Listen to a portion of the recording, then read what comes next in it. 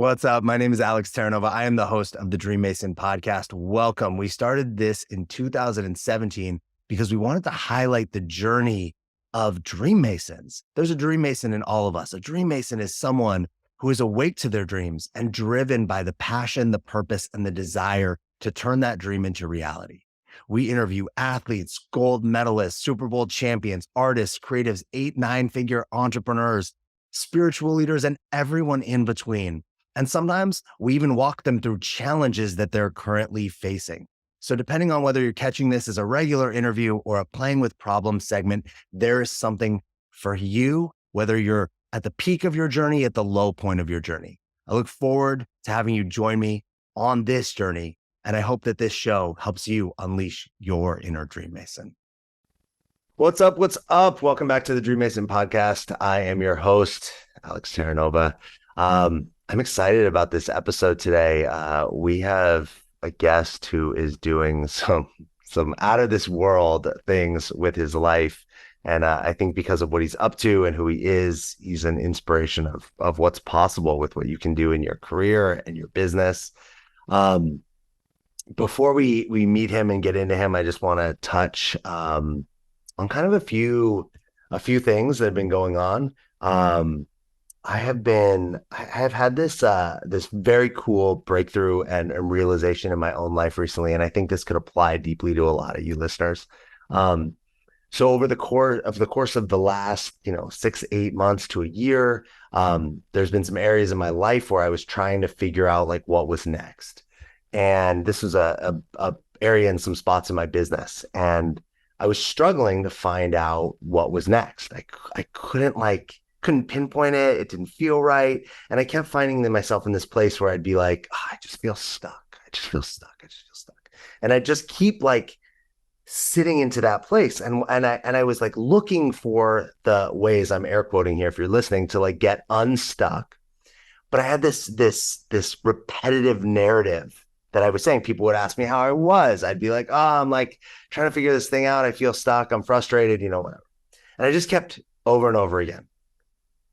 And I was listening to some podcasts this week, and I was listening to Michael Beckwith, if you're familiar with him, and he was talking about the law, the like universal law of whatever we speak into and whatever we think about has to become the reality that we find ourselves in.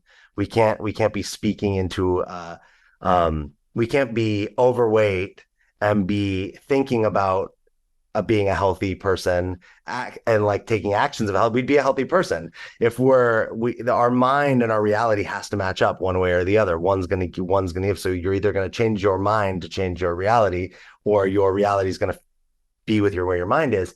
And I had this mind-blowing moment where I went, oh my God, I just keep creating my stuckness, because I keep just saying, when someone's like, how are you? I'm like, I'm stuck. Well, then I'm going to be stuck, right? And the thing that I kept noticing that I was getting trapped in was I felt like it was inauthentic to say something like something else, because it was actually how I was feeling. And my wife pointed this out. She's like, we feel all sorts of ways all the time, and we don't make them the truth. It's funny how sometimes we decide the way we feel is the truth, and sometimes we feel a certain way, and it's just like, oh, that's just a feeling, and we like let it go. So arbitrary. And so I realized in this moment, it wasn't inauthentic. And also our authenticity is always evolving and changing, because as living things on this planet, we're always evolving and changing. That in the feeling of where I am, I can say something like, I have no idea where I'm headed, but I am psyched about where this is going to go. And like, I am really excited and joyful to like find out how this is going to unravel and unfold. And within 24 hours of doing that, my whole mindset, my whole mood, my whole state of being changed. So while like my life isn't necessarily different, the business situation isn't necessarily different, I feel a 360 degree, like I feel a complete change in who I am and who I'm showing up as, which simply makes things possible, because nobody wants to interact with me as the guy who is like grumpy and upset and trying to figure it out. But happy, positive, open mind, outlook, a great outlook. All of a sudden, just in like the week, multiple people have been talking to me about different business opportunities and different things that were not available before that. And maybe they were, but I couldn't hear it because I was just stuck. So I hope that there's something for you in that as a listener. There's somewhere in your life that you're probably talking to yourself or talking to others in a way that isn't serving what you want. And you can reframe that pretty quickly and see what magic it gets created for you. Let me tell you about our guest because he is creating he is creating lightning bolts of magic, literally. So our guest today, he's the owner and CEO and creative director of SkyFire Arts, which is the only performing arts company in the world. He's throwing lightning bolts, and he does this because he wants to address climate change and bring attention to that. He received an honors degree in psychology from Cal Poly Humboldt State University. He's a certified firewalking instructor. He's a licensed minister. He's performed solo for 25,000 people at the Olympic Stadium in Korea. And he has been offering workshop seminars for over a decade, including hour-long talks at Google, at their facility in Los Angeles. And he is a devoted family man and community servant. Michael Ravenwood, welcome to the DreamMason podcast. How you doing, man? Excellent. Thank you. Thanks for being here.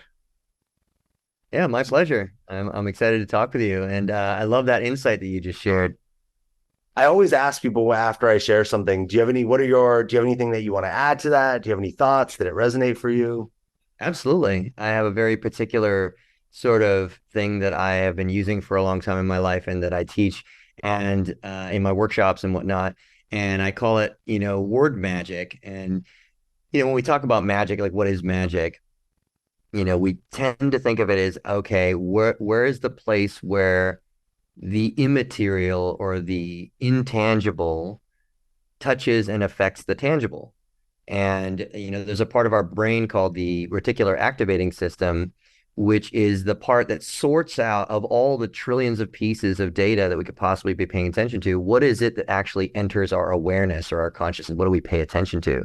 And, one really clear example of this is like, and I always use this because it was so clear with my wife, Anja, she was like, I think I want a white Tesla. I would really like a white Tesla. They just, really beautiful. And all of a sudden she's seeing white Teslas everywhere. Now, were those white Teslas there before? Just like you were talking about those opportunities, were they already there before? You just didn't notice them because of your, the way your mind was oriented. Of course, all those white Teslas were there before. It's just that because all of a sudden she decided this is important to me, I would like this. And she set that intention, then all of a sudden, all the opportunities for her to, see white Teslas are apparent. And so the way that, I use, word magic in my life, and I've found that it's very effective is, like, for example, never saying can't, or, and I love the piece particularly that you said about authenticity and, not wanting to just kind of do a spiritual bypass and say, no, I'm feeling fine, I'm feeling great, when actually you're not feeling fine, you're not feeling great. You're actually feeling stuck.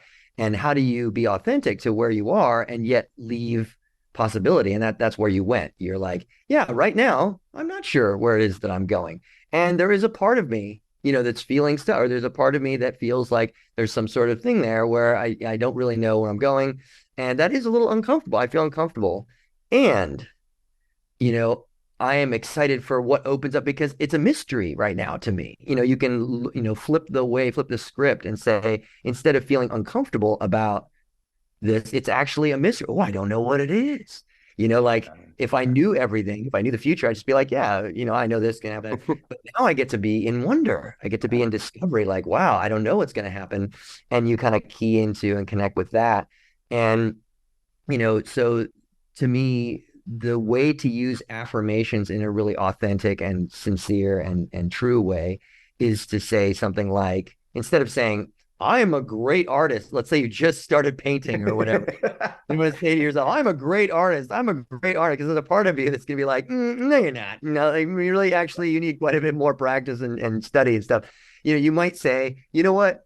I'm getting better at being an artist every day. Every day, I'm learning more about being an artist, and I'm excited about being an artist. You can say all the things that are true and positive, and then that, lets your brain essentially you know, sort of orient itself around perceiving the kinds of things that you are Yeah. admitting by focusing your mind in that way. So I call it word magic because also I don't say anything negative about people. This is a really profound lesson that I share in my classes. I don't say anything negative about anyone ever, except to just kind of maybe, you know, I use discernment rather than judgment, let's just say. And the reason for that is that, our brains really key into judgment. And, if I can share for a minute here, like this is Yeah. a really important lesson I learned at one point that, you know, everybody is born with certain qualities and characteristics. Everybody learns through the process of our lives, of their lives to express those qualities and characteristics or not in certain ways. So that's the nature part, the nurture part, right? We all have nature and nurture, which reflects, which impacts our personality and our expression.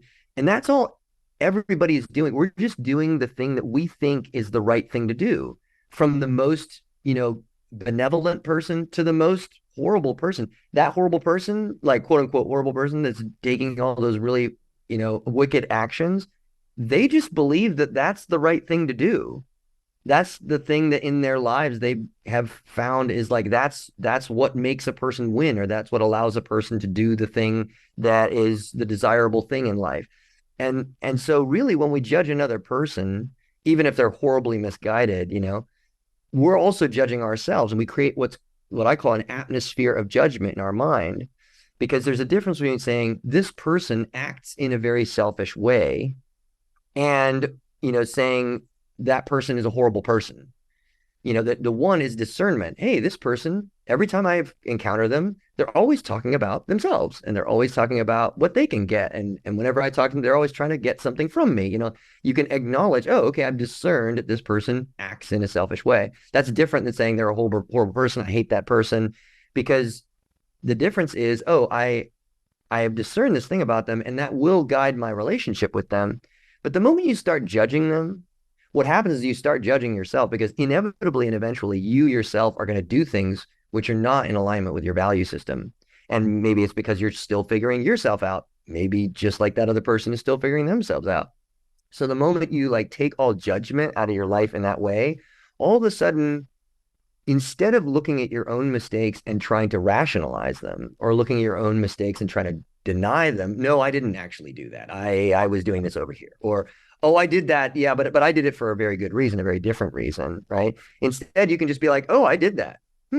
You know, maybe that isn't as desirable because you don't have as emotional a charge around it, because you're not judging yourself the same way that you've been judging all the people around you. So that's, you know, um, about being authentic and and still being truthful about a situation. Just like in affirmations, you can kind of flip that and not just say things which you don't really believe are true, but you can still say things that are positive. So much of this makes me think of just like where we're putting our attention. So when we're talking about like when you're talking about your wife and the white Tesla, I remember a trip I was on with my family, and we were in the we were standing on the balcony of the hotel, like of our hotel room, looking out. It was in Hawaii. It's beautiful ocean, palm trees. And one of my family members is like, "Oh, I hate how you can see the like roof of the building in front of us." And I kind of turned. I hadn't noticed the building, the roof of the building in front of us, and I went, "You can just look up." And if you look up and out, you just see palm trees, ocean, and beach. If you look down, you see palm trees, ocean, and beach, and the roof of the lower building in front of us. And the person was like, "Yeah, but it's like right." And I was like, I didn't notice. It's of course it's right there, right? They weren't doing this person was not doing anything wrong. They weren't doing anything bad, but it was such a funny, subtle thing of like, yeah, but if you just look, where we put our attention is what we often see or get. And it was such a funny example, right? The roof was there the whole time. I just was like so enamored by the ocean and the trees, I didn't see it. They happened to be looking for what was wrong with the view. I was enjoying the view. And then you have, once you see both, you have a choice now, right? Because now I know the roof's there. I have to like consciously go, I don't know, I don't want to look at that. I want to look, I get to put my attention on the view that I want. And I think that applies to like what you were saying next is we get to choose, if you're that artist, yeah, you can't say I'm a great artist, but you can say I'm becoming a better artist every day. I love doing art. You also can do, and I'm sure you do this. Like I sit and do visualizations of the future. Like I imagine myself in the future different than I am today. So I'll imagine myself in my office in the future that's 3 times as big as my office today with much nicer furniture and very cool things. And it's not a look how great I am. It's like it's a representation of like look what I've created, look what I've built. And I see myself in that. And what I love about it is it feels really good, right? It feels really good to be in that situation. And then I come out of that visualization or that meditation feeling really good. And then I go out in the world feeling really good, which is likely going to create more of that possibility. The other thing you said that also ties in with this is like the judgment piece. And I'll speak to this like personally also, I when I'm out, one of the biggest judgments that hits me is our visual judgments, vanity judgments about people. And it's something I work on constantly because I don't want to look at someone and make a judgment about their body or their weight or whatever. But I'm very clear the reason I do it is because of my own insecurities about the shape I'm in and that I could always be in better shape and I should eat better and I should work out harder and blah, blah, right? All these things. And it's a way of deflecting, right? If I'm looking at people that there's something wrong with them, I don't have to be with my own discomfort within myself. And if I have to accept them for the way they are, I would have to accept myself for the way I am.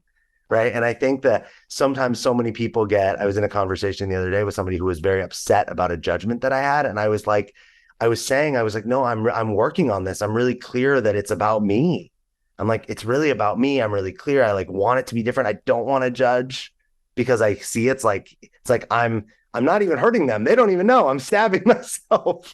But I think that wherever we put our judgment or our assessing or like, doing this it's a great place to shine that mirror right back at ourselves and go, man, why am I so fixated on that thing about that person? How is it really about me? Mhm. Yeah. Yeah. And there's a piece that you said in there that is a really crucial way that I try and help, people that I know that are feeling really bad about the world in general. And they'll say things like, well, I'm just talking about things that are, I'm just talking about reality. And I'll say, yeah, well, the things that you're talking about are real. There are these political issues, there are these social issues, whatever it is, but that's not all that's real. If you take, like, let's say, a newspaper, and you put all the horrible things that are going on in the world on one side and the really beautiful, amazing things on the other side, and you take the one half of the newspaper and you just put it really close to your face, you're focusing on what's real, but you're focusing on only one dimension of what's real. And so what I encourage people to do is pull back, not ignore the fact that very challenging things are happening, Yeah. because that creates its own set of problems, but just pull back and see like, oh no, there are also all these beautiful things. And frankly, I really try and warp my focus, like, and even just play in the more challenging things and Yeah. stay mostly focused on specifically the things that I can do that are going to create beauty and truth and love and health in the world. Because the more that I focus on that, the more good feelings I have inside, the more I can actually do things. And that's another part of like, what can be called magic, but you can call it that science is just discovering these things we previously called magic. But again, it's about the interplay of the tangible and the intangible, the material and the immaterial.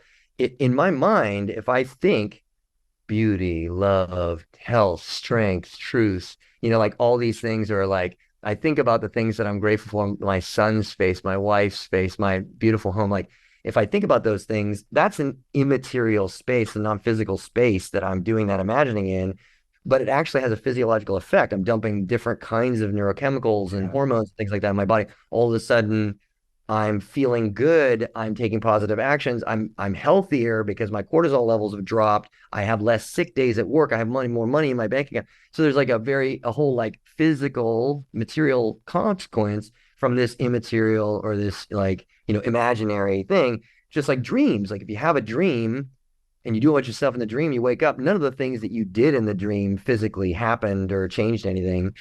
But if you had an insight in that dream about, I felt this way in my dream, where do I feel that way in my life? What's happening in my life that that feeling is coming up for me? Oh, that is how I feel about this thing and that thing. And then you act differently and make different choices in your life owing to that dream.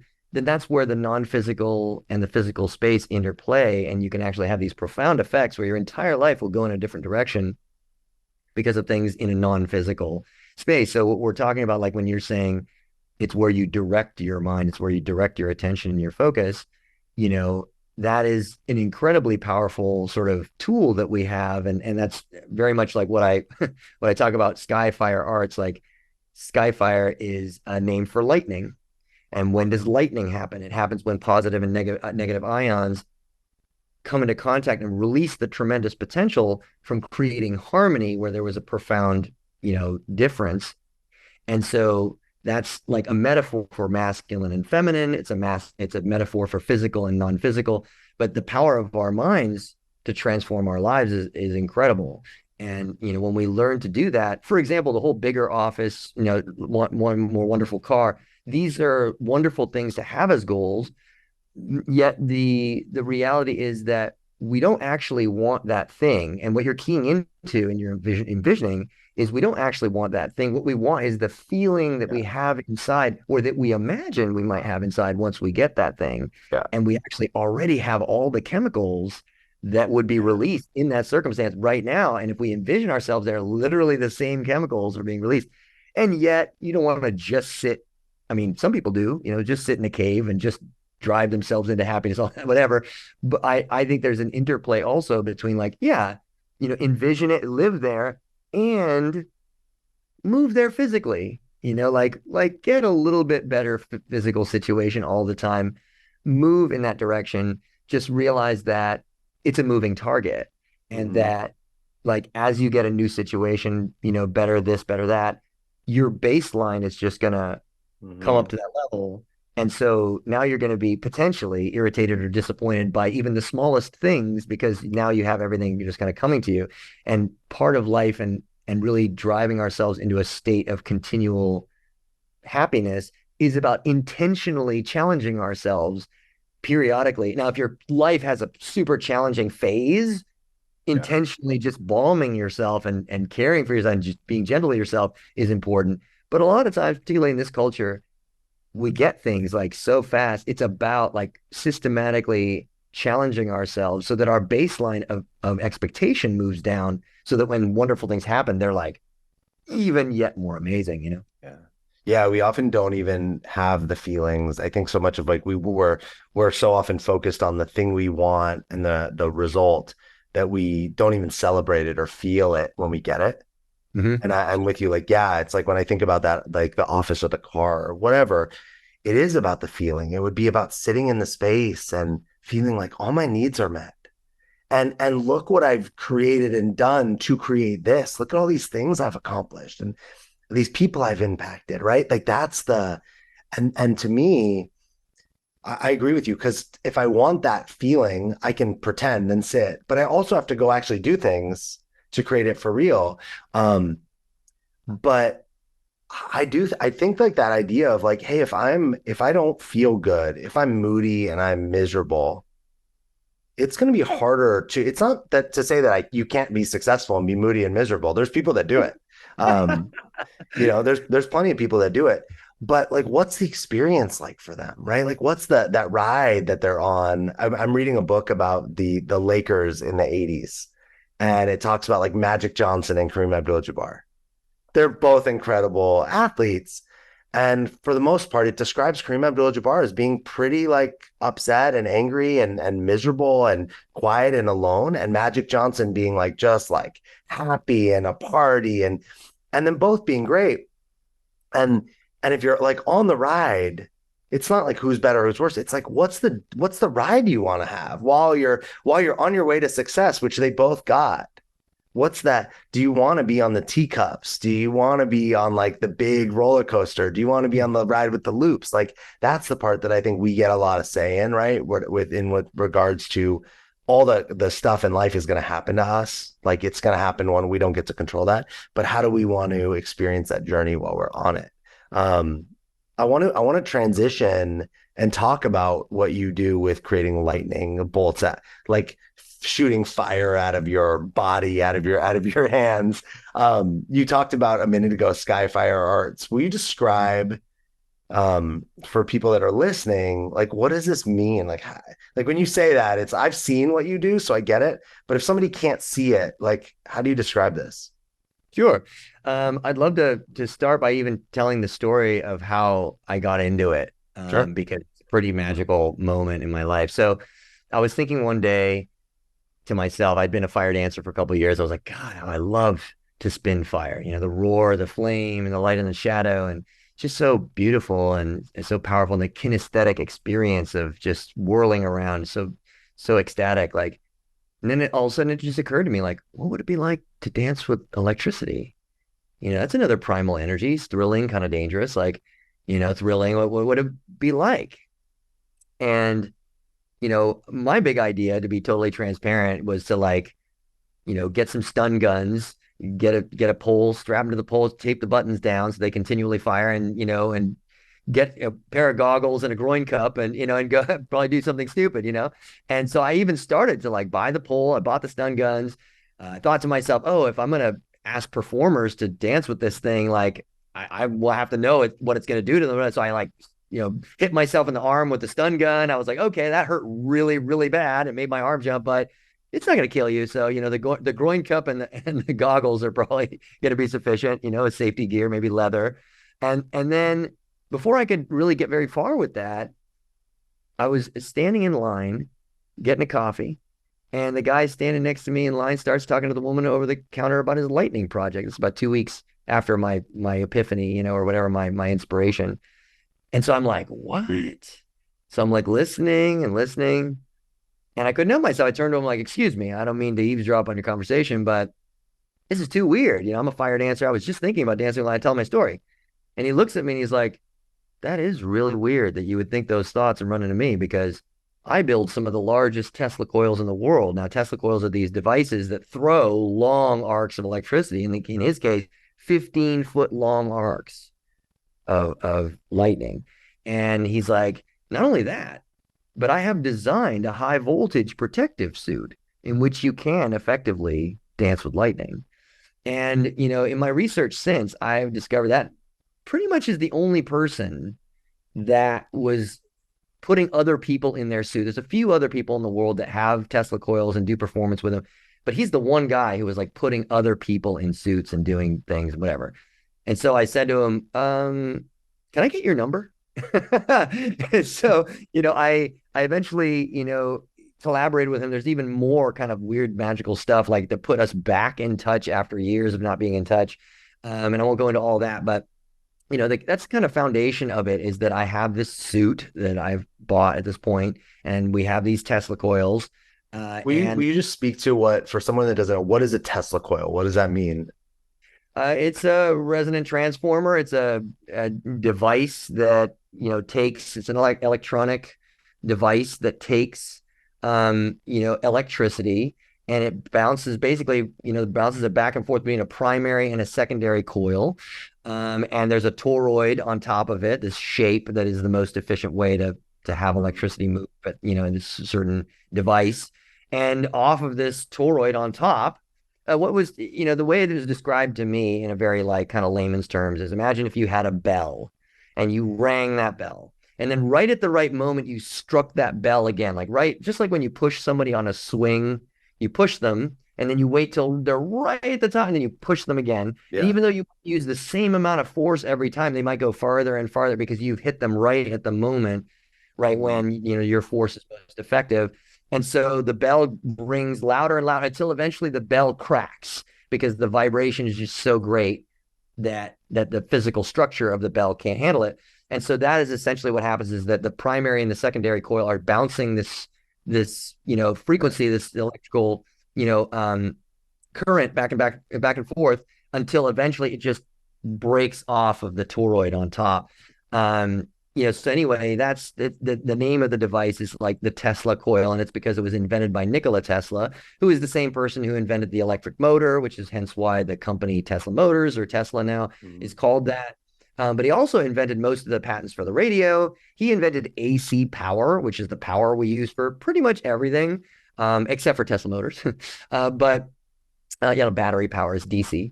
But essentially, that one guy, Nikola Tesla, changed the life of every living human. And just to share with you, like, my big bold goal in my life is that I also want to change the life of every human, but I want to share unity consciousness. I want to share ecological awareness, if you want to use a scientific term, just the awareness that we're connected to everything, and that it just makes sense to be good. It just makes sense to act as if we're connected to everything and treat everything as an aspect of yourself, because it is an aspect of yourself. Really, the universe started with this huge explosion of whatever kind, and things hurtled out in all directions. Space itself hurtled out in all directions or whatever. And then all of a sudden, supernova after supernova created exactly the kind of atomic particles that are needed to create the ratio of things that make a thing like Earth. So then there's the Earth, and it's this big ball of magma in space. It cools off, and all these things happen. And then the Earth evolves. And now the Earth is me. The Earth is you. The Earth is, we are the Earth. We're what the Earth has done to itself. And now it's dancing and talking. And so really, by extension, we are the universe. We're just the universe dancing and talking to itself and playing and hopefully having a good time, right? And so, that's my big audacious goal. And I don't need to be the only person to change everybody's life like Nikola Tesla or whatever. I just want to be on the team. Like, I want to be among the people in this time that know that paradigm shift is really a crux of what's going to help us survive as a species into the next phase of cultural evolution. So anyway, yeah, I use show. So thanks for asking. I love to talk about, obviously, I love my whole life's purpose. So the whole lightning throwing thing, very spectacular act. Not only do we stand next to and grab the arcs of electricity that are coming off of the coil, but we actually also ascend a platform, and then the coil feeds the electricity into the suit we're wearing, and we become the source of the electricity. We throw lightning bolts as part of the show, and I'll like lift a fire sword above my head and light it with the electricity. And it's just one of the most kind of like mind-blowing things people have said that they've experienced in life. And it's similar to like as if, like, let's say we're in person and we're having a conversation. At the end of the conversation, I like go, oh, so sorry, I've got to go. And I float up out of my seat and I fly away. Now you'd have to think to yourself, like, okay, that just happened. How am I going to have to reconsider everything that I previously thought was possible and put everything that I thought was impossible kind of for a moment in the possibility category? And that's what human beings throwing lightning has done for a bunch of people. I've gotten really amazing feedback. Like, I thought I was dreaming. I literally had to pinch myself to make sure I wasn't dreaming, because it doesn't seem possible. It's like, how do you not die? And so that's what we're really doing too with the act, is we're kind of blowing people's ideas, blowing their minds open, blowing their ideas of what's possible, away, and opening up new possibilities for them. And we promote unity consciousness or ecological awareness through that by having the characters on stage be these mythological heroes that are in harmony with nature. They're the guardians of Threya, and they come from this parallel dimension where certain people are in harmony with nature. So it's like, what do the people who are in harmony with nature sound like? What do they look like? How do they act? What's their mentality? And so this is part of my artistic kind of expression, is I want to, because people have a hard time like even conceiving of what that world's going to look like. And so I want to give people like a taste from beyond that veil of the future, and kind of reach back and say, hey, it can look like this, it can sound like this, which a lot of it, frankly, is like ancient traditional wisdom, and the ways in which science has now, like, I'm basing it on the ways in which science has now affirmed that so many things that were discovered over the last few thousand years by wisdom traditions, so many of those things, not all of the things, but many of those things have been found to be true. Um, so yeah, and then so that's kind of a beacon. We can only teach people so much in the show. So we have the SkyFire Arts, which is the show, the thing we do with the fire and the lightning and LED and technology and the arts. And then I have Skyfire Academy where I take people a little bit deeper because people don't care about their neighbors, never mind something so abstract as the planet, if they themselves are not happy. Yeah. And so, I teach people about breath work, meditation, empowerment, journaling, like all the things that we would need to become the kind of people who happily care about nature and are making a living doing what we love. And then there's Skyfire events. We're having an event soon where the academy and the performance can be featured. And what we're working on is Skyfire Lifestyle, where we connect people to all kinds of ecological lifestyle products and services partners, where we can plug people and gamify the process of ecological lifestyle transformation. It's so cool. There's so much here too. Like, I mean, I want to talk still. I want to talk about the show for a minute more, but like, cause I just want to, like, I haven't actually I've seen photos, I've seen videos. I just want to ask you some questions about it because there's electricity flowing to your body. And this suit essentially is what keeps you Around, around it, not, okay. yeah, yeah, technically it's around my body. So the suit, to get into the sort of technology a little bit, the suit is essentially a Faraday cage. There's a guy named Michael Faraday who invented a device whereby if you have metal surrounding some object, or in this case a person, Yeah. and you have electricity hit that, and we use specific frequencies of electricity which are particularly important for what we do. Yeah. But and then the design of the suit is in a particular way, whatever. But basically, we wear a Faraday cage, but we call it a Faraday suit because Yeah. you're actually wearing it, right? You're not just in a box, Yeah. metal Yeah. box. And so, as the metal is so much more conductive than the monkey inside, the electricity essentially ignores me and ignores the performers and just goes Interesting. around us Very and cool. fires off even into the air rather than harm us. Yeah. Now, when people are watching this, why does the electricity not, the audience isn't all in a Faraday cage? Why is it not drawn?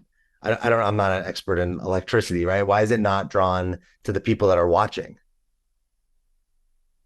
No worries. So essentially, a lot of people think that Tesla invented free energy and the Tesla coils could be like this radiant source of power and just do wireless power everywhere, right?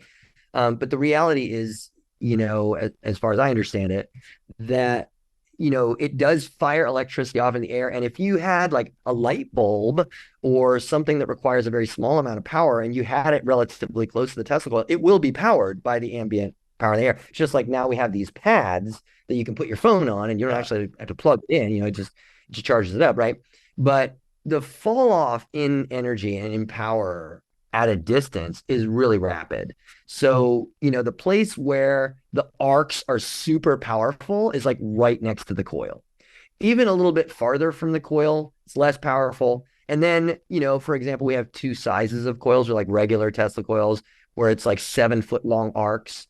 And then we have, giant Tesla coils, which are 10 foot long arcs. And then, there's even more giant, whatever. But the two that we use for human performance are these two. And then, outside of that 10 feet, obviously we have safety distances where we don't have anybody even double the arc length, like we don't want anybody to get even close to those arcs, but the energy transfer like is very, very small out to that. Now, if we don't ground some of the things in that area, somebody might get like a little like static shock, just like when you scuff your feet on the carpet and you touch a door handle or something like Yeah. that. Like if everything in the area is not set up perfectly, that could happen. But people are not gonna be like the lightning isn't gonna jump all the way out and hit the. Got it. So then let me ask you, because this is like a big topic right now in our world, is like EMF frequencies and like all the like technologies and how they impact us. Is there some of that? Is there like when there's all this electricity, there's all this energy, and like is that part? Is there EMF? Is it does it impact you? Is it impact like that someone like you that is in it all the time? Is that something that is relevant here or not? Yeah, so that's a great question, and we've been asked that question a number of different times. I've even discussed it, obviously, like even all the way at the beginning, but then as we've gone along, with our Tesla coil designers and things like that to make sure, like, hey, is this safe? Because obviously, like fire dancing, for example, there's an element of danger, snowboarding, professional football, I mean, all these things are dangerous in their own right, but we want to make sure that it's as safe as possible, right? While looking incredibly dangerous and powerful and all that, because that's the experience people really want to look at. And so, in essence, what I've been told is that within the suits, we are, totally encased, or, that basically these EMFs aren't getting to us. And the, evidence of that is that we're not harmed when we do, the show. Now, I will acknowledge this. The technology was not absolutely perfect when I received it. And we have had, in the course of developing our act over the last 12 years, a variety of sensations, some more pleasant than others. But I can say, that at this point, using the whole system exactly as it's designed, it's been years since somebody even had like an electric shock, like the when you grab a door handle, whatever. So we within the suits are protected, and that's awesome, because we get to do something which is like, well, truly, like in the true sense of the word, awesome, and be protected. Now, as far as the people in the audience, there is the EMFs that come off. There's a radiant energy. Like I said, if you have a like a fluorescent light bulb or something like that, and you have it a certain distance away from the coil, even it will power up, and you'll see it power up. But just like when you scuff your feet on the carpet, like eventually your body discharges these things, whether or not you know about earthing and stuff and putting your feet on the grass and stuff. Like eventually you end up grounding out and things like that. And as far as the levels of EMF, like when you talk about, there's a lot of different, and I totally recognize that there's people that believe many different sources of scientific information now. It's a very interesting world in which we live, where there are people who are absolutely scientists, they have the degree to be scientists or whatever, and they say, EMFs are very harmful, and, this is the level of EMFs that we should be exposed to. And then there's a whole other world of scientists that are saying, no, actually, it's okay. Even in 5G, for example, don't stand right next to the tower. No, but farther away, again, the drop off in the intensity of the energy that's being radiated is very, very sharp. So as you get 5 feet away, 10 feet away, 20 feet away, whatever it is that, our safety distance is, people are not receiving a harmful dose of EMFs. And yeah. And, one thing that's worth noting is that, radio frequencies, for example, like all the time, there's radio stations projecting radio, and they're going right through me right now. The sun, even when the sun is all the way on the other side of the planet, the sun is constantly radiating something called neutrinos. And neutrinos so rarely interact with atomic particles that they actually flow, even if the sun is all the way on the other side of the planet from me and I'm sleeping, the neutrinos flow through the whole planet and flow through my body and just flow out into space, because of the nature of the energy.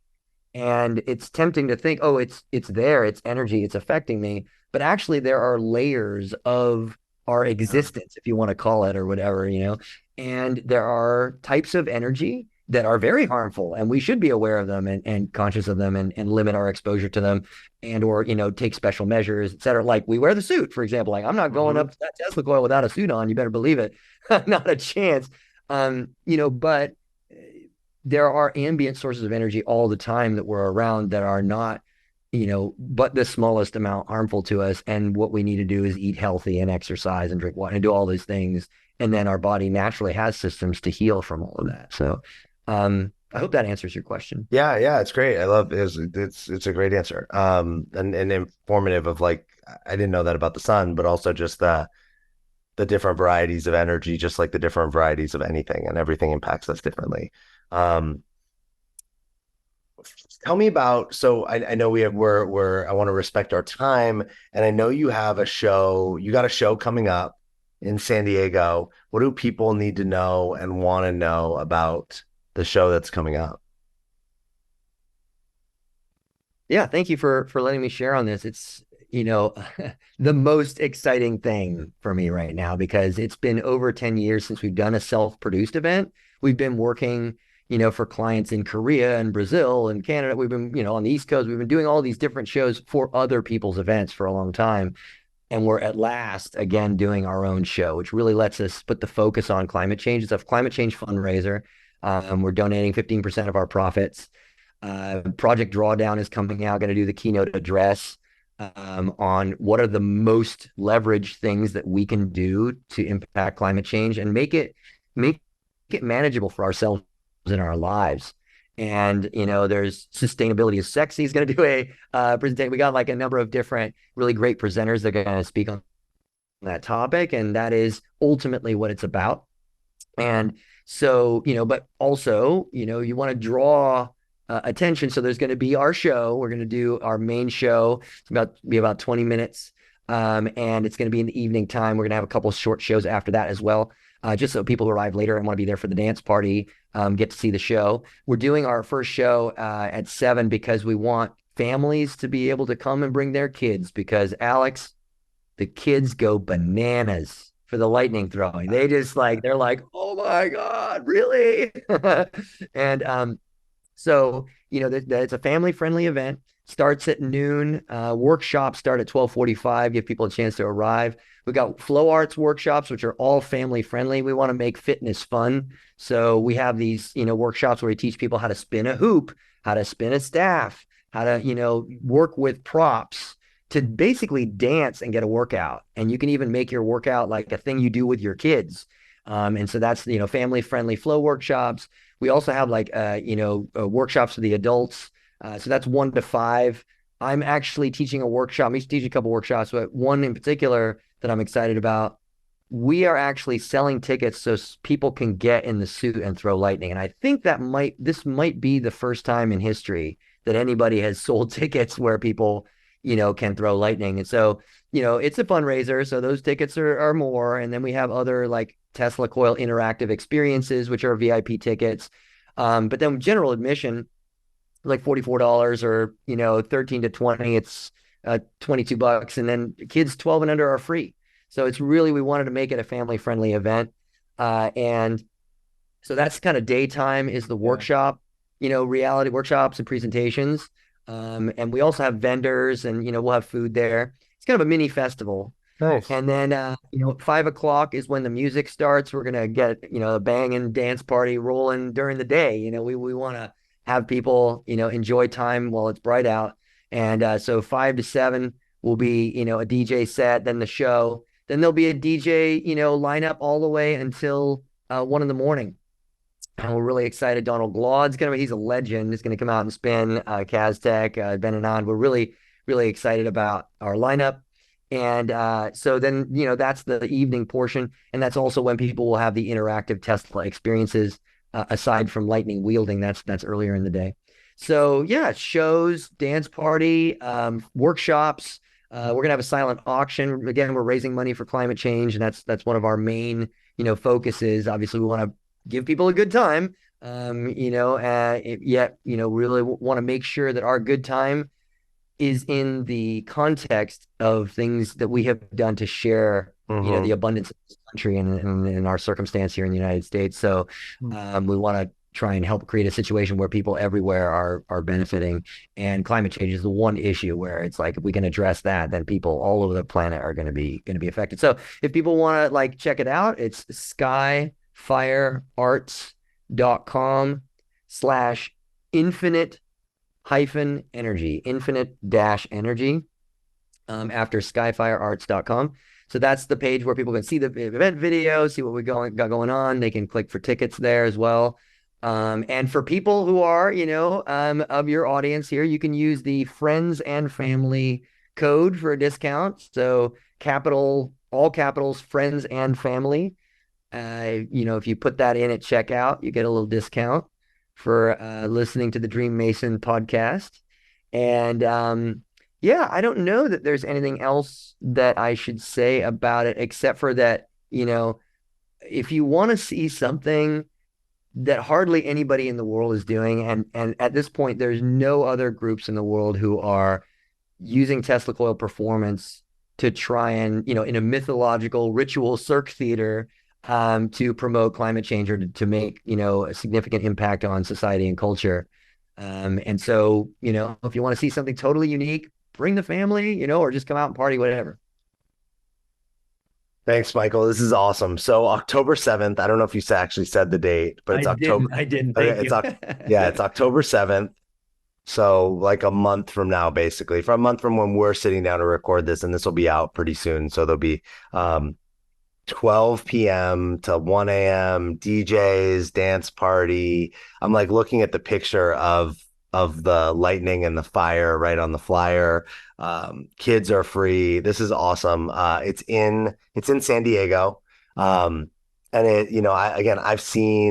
I met Michael probably, I don't know, a year or two ago. I've seen photos and videos of what he does. You can YouTube him, you can look up Michael Ravenwood and find out more things.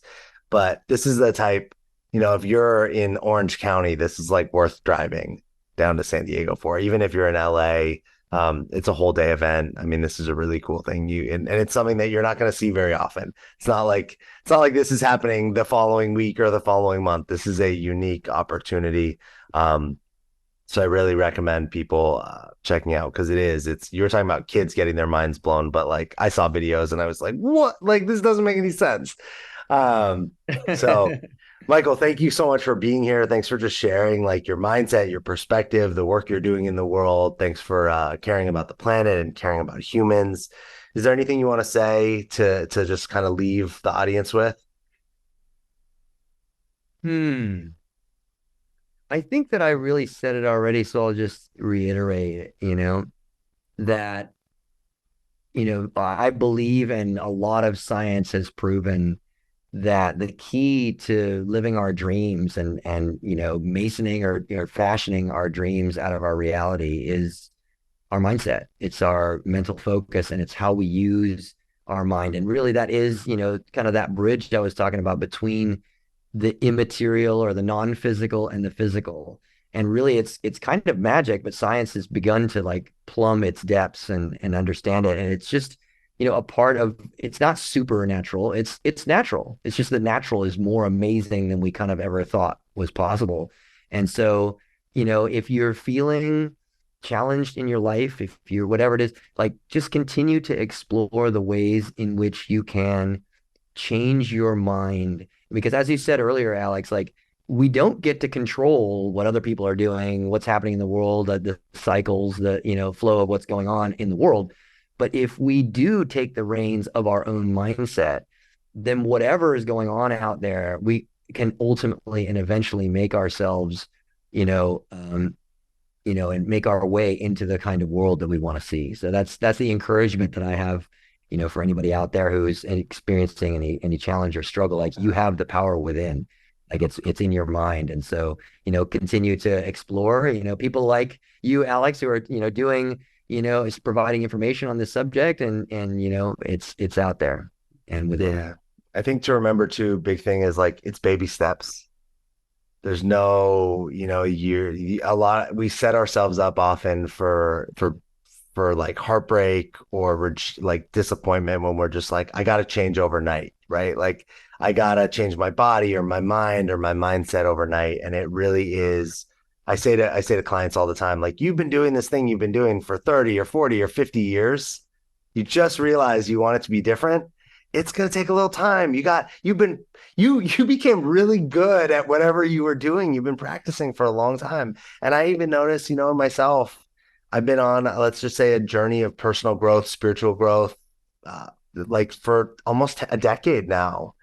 And there's still these areas that I'm like, I still revert back to old behaviors because I spent 31 years doing it one way. And now I've spent the last 10 trying to see things differently, view things differently, be different, and it takes time. And I think that if we give ourselves a little grace, it does make it a little easier.